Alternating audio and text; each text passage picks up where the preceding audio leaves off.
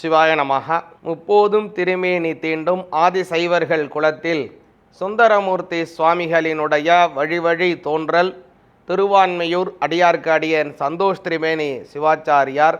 பக்திமயம் நேர்கள் அனைவருக்கும் அன்பான வணக்கம். அதே போல் வரக்கூடிய தமிழ் புத்தாண்டு நல்வாழ்த்துக்கள். இந்த வரக்கூடிய இந்த விசுவாசு வருஷம் உங்களுக்கும் உங்கள் குடும்பத்தாருக்கும் அதே போல் உங்கள் சுற்றத்தாருக்கும் உங்களை சார்ந்தவர்கள் அனைவருக்கும் நல்ல அனுகிரகத்தையும் அதே போல் நல்ல சுபிக்ஷத்தையும் குழந்தைகளுக்கு நல்ல கல்வியையும் அதே போல் ஆக வேண்டியவங்களுக்கு நல்ல திருமண பாக்கியத்தையும் திருமணமானவர்களுக்கு குழந்தை பாக்கியத்தையும் அதே போல் நல்ல ஒரு தீர்க்க ஆயுளையும் சுமங்கலி பாக்கியத்தையும் பெண்களுக்கும் வழங்க வேண்டும் அப்படின்னு பரிபூர்ணமாக எல்லாம் வல்ல எம்பெருமான பிரார்த்தனை பண்ணுறேங்க.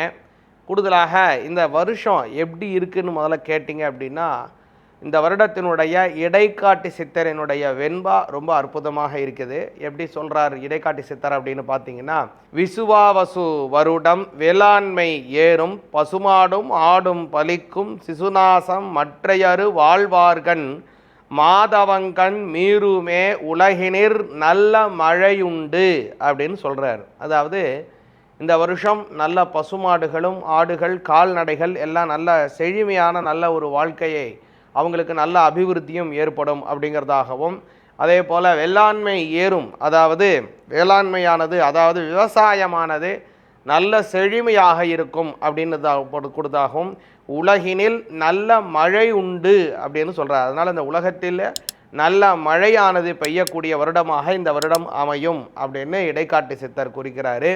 மேலும் ஒவ்வொரு ராசிக்கும் குறிப்பாக உங்கள் ராசிக்கு இந்த விசுவாச வருஷம் என்ன மாதிரியான பலன்கள் இருக்குது, அதனால் ஒவ்வொரு மாதங்களும் எப்படியான படிநிலையாக வளர்ச்சிகள் இல்லைனா எதில் கவனமாக இருக்கணும் அப்படிங்கிறத விரிவாக பார்ப்போம்.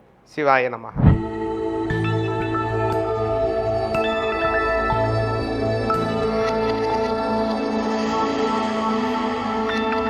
மீன ராசியாகிய உங்களுக்கு இந்த விசுவாச வருஷங்கிறது ஒரு பொற்காலமான ஆண்டாக அமையுதுங்க. செலவுகள்ங்கிறது இந்த வருடம் அதிகமாக இருக்கும். செலவுகள் நல்லது தான். அதை எந்த மாதிரியான செலவுகளாக செய்கிறோமோ அதை வைத்து தான் நமக்கு அது பிரதியுபகாரமாக கிடைக்கும்.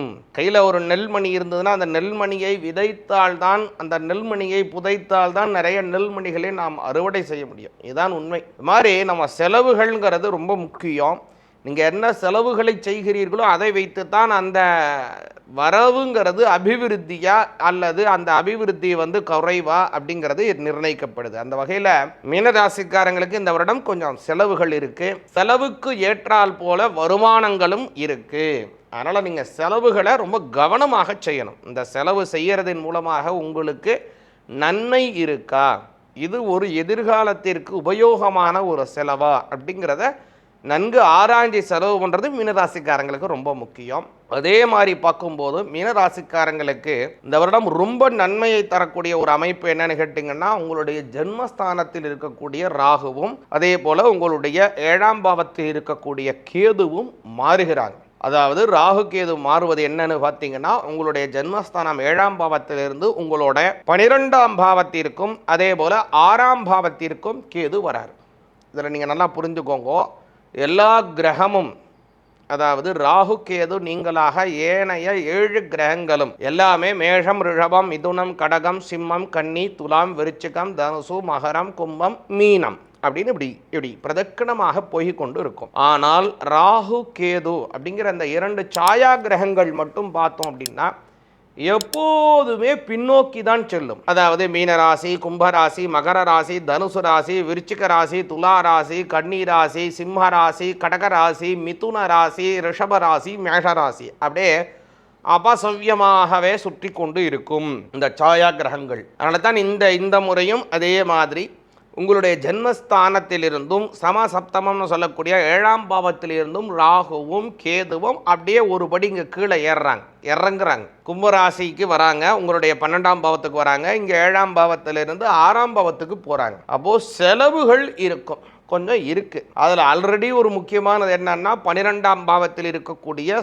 சனி பகவான். இந்த 12ஆம் பாவத்தில் இருக்கக்கூடிய சனி பகவான் அது கொஞ்சம் கெடு பலனை தராது, ஆனால் செலவுகளை தரும். பொதுவாகவே மீனராசிக்கு சனி பகவான் பெரிய கெடு பலனை தரமாட்டார், ஆனால் செலவை கொடுப்பார். 12ல் இருக்கக்கூடியது இப்போ செலவை கொடுத்தாலே அது கெடுபலன் தானங்க அப்படின்னு நினைக்கலாம். கிடையவே கிடையாது. நல்லா புரிஞ்சுங்க. ஒரு செலவுங்கிறது தான் முன்னாடியே சொன்னேன். அந்த செலவு உங்களுக்கு முக்கியம். அதை எந்த விதமாக செலவு பண்ணுறீங்களோ அதை வைத்து தான் அடுத்த வரவுங்கிறது நிர்ணயிக்கப்படுது. அதை நல்லா புரிந்து கொள்ளுங்கள். அத்தியாவசியங்களுக்கு செலவுகள் முக்கியம். அதே போல் எதிர்காலத்திற்கான முதலீட்டுக்கான செலவுகள் முக்கியம். இதையெல்லாம் செய்த பிறகுத்தான் ஆடம்பரத்திற்கான செலவுகள் அப்படிங்கிறத நம்ம வச்சுக்கணும். மீனராசிக்காரங்க இதில் ரொம்ப கவனமாக இருக்கணும். அடுத்ததாக பார்க்கும்போது ஒரு முக்கியமான விஷயம் என்னன்னு கேட்டிங்க அப்படின்னா, இப்போது இந்த குரு பகவானினுடைய மாற்றம் இப்போ 3ஆம் பாவத்தில் இருக்கார். முதல்ல இந்த வருடத்தில் ராகு கேது நடக்கிறது.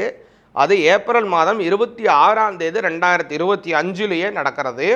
அடுத்ததாக பார்த்தோம் அப்படின்னா மே மாதம் 11ஆம் தேதி 2025 இதே வருடம் மே 11 குரு பகவானினுடைய மாற்றம் உங்களோட ராசிநாதன்.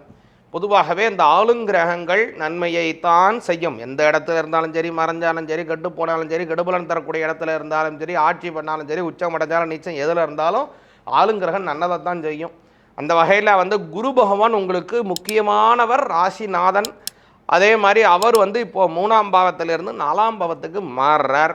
4ஆம் பாவத்துக்கு மாறுறது மட்டும் இல்லை, 12ஆம் பாவத்தை பார்க்கிறார். முன்னாடி சொன்னால் பாருங்க, இந்த 12ஆம் பாவத்தில் செலவுகள் அதிகமாக இருக்குது. ஆனால் குருவினுடைய பார்வை அங்கே இருக்குது. அப்போது என்ன ஆகும் அப்படின்னா அது சுப செலவுகளாக மாறும். ஆனால் நீங்கள் அந்த செலவில் கவனமாகவும் இருக்கணும். அது சுப செலவாகத்தான் அமையும். அதனால் ஒரு நல்லதும் இருக்குது. அதனால் சொல்லிட்டாரு ஐயர், அதனால் நம்ம எல்லாருமே சுப செலவு தான் அடித்து தூள் பண்ணுவோன்னு பண்ணிகிட்டு இருக்காதிங்க. செலவுகளில் கவனமாக இருங்க. அடுத்ததாக இன்னொரு நல்ல விஷயம் என்ன அப்படின்னு பார்த்தீங்க அப்படின்னா, குரு பகவான் உங்களுடைய 4ஆம் பாவத்திலிருந்து 10ஆம் பாவத்தை பார்க்கிறார். இது ரொம்ப முக்கியம். இந்த 1, 4, 10ங்கிறதெல்லாம் ஒரு கேந்திர யோகம்னு பேர். இந்த கேந்திர யோகம் ஒருத்தவங்களுக்கு வலிமையானால் தான் குழந்தை பாக்கியம் கிடைக்கும். அதனால் குழந்தை இல்லாதவர்களுக்கு குழந்தை பாக்கியம் கிடைக்கக்கூடிய ஒரு அமைப்பை உருவாக்குது. அதே மாதிரி இந்த வருடத்தினுடைய கடைசியில், அதாவது இந்த வருடம் மே மாதம், அதாவது 2026 மார்ச் மாதம் 6ஆம் தேதி சனி பெயர்ச்சி நடக்கிறது. அது உங்களுடைய ஜென்மஸ்தானத்திற்கு வர்றார் சுவாமி, அதாவது சனி பகவான். அப்போது அந்த சமயம் ஜென்மத்தில் சனி பகவான் இருக்கார். அப்போ கொஞ்சம் ஜென்ம சனியானது கொஞ்சம் ஏற்படுறது. அதனால் இந்த வருடம் முக்கியமாக திருநள்ளாறு போயிட்டு வர்றது ரொம்ப அவசியமாக இருக்குது மீனராசிக்காரங்க. அதே போல் கூடுதலாக சனி பகவானுடைய திவ்ய கஷேத்திரம் திருநள்ளாறு, அதை போயிட்டு ஒவ்வொரு சனிக்கிழமை தோறும் சனி பகவானுக்கு எள்ளி தீபம் ஏற்றி வழிபாடு செய்யுங்கோ. ரொம்ப நல்ல பலன்கள் கிடைக்கும்.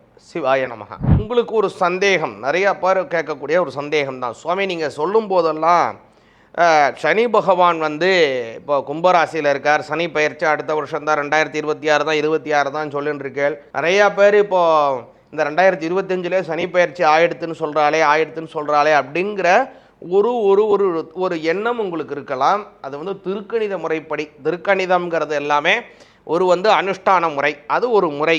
ஆனால் நம்ம பாரம்பரியமான ஜோதிட கலை, நம்மளுடைய தேசாச்சாரம், நம்மளுடைய முறைகள் அப்படிங்கிறது எல்லாமே வாக்கிய முறைப்படி தான். உங்களுக்கு இன்னும் உடச்சி சொல்கிறேன்.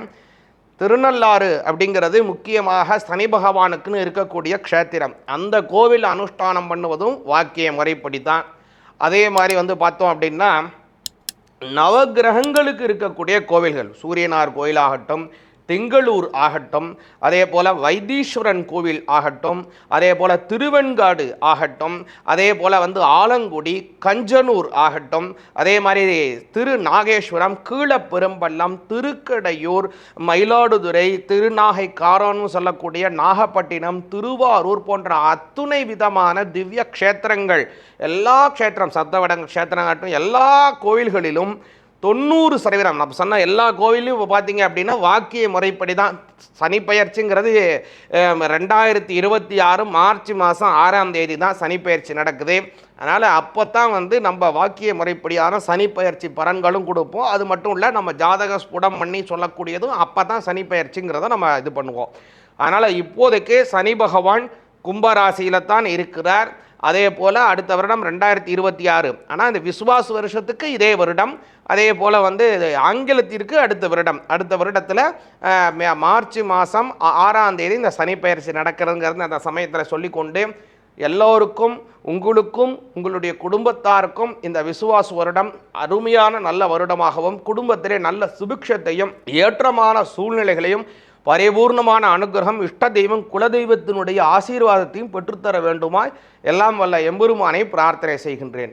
சிவாய நமக. வான்முகில் வளாது பைக மலிவலம் சுரக்க மன்னன் கூன்முறை அரசு செய்க குறைவிலாது உயிர்கள் வாழ்க நான்மறை அறங்கள் ஒங்குக நல்தவம் வேள்வி மல்குக மேன்மைகொள் செய்வ நீதி விளங்குக உலகம் எல்லாம். திருச்சிற்றம்பலம். சிவாய நமக. இந்த சேனல் அப்படிங்கிறது பக்திமயம் ஆன்மீக சேனல். ஆன்மீக தகவல்கள் உங்களுக்கு தரக்கூடிய அற்புதமான சேனல். இந்த சேனலை பின்தொடருங்க. இந்த சேனலுடைய வளர்ச்சிக்கு பாடுபடுங்க. உங்களுக்கும் இந்த ஆன்மீக தகவல்கள் உடனடியாக கிடைப்பதை உறுதி செய்யுங்க. சிவாய நமக.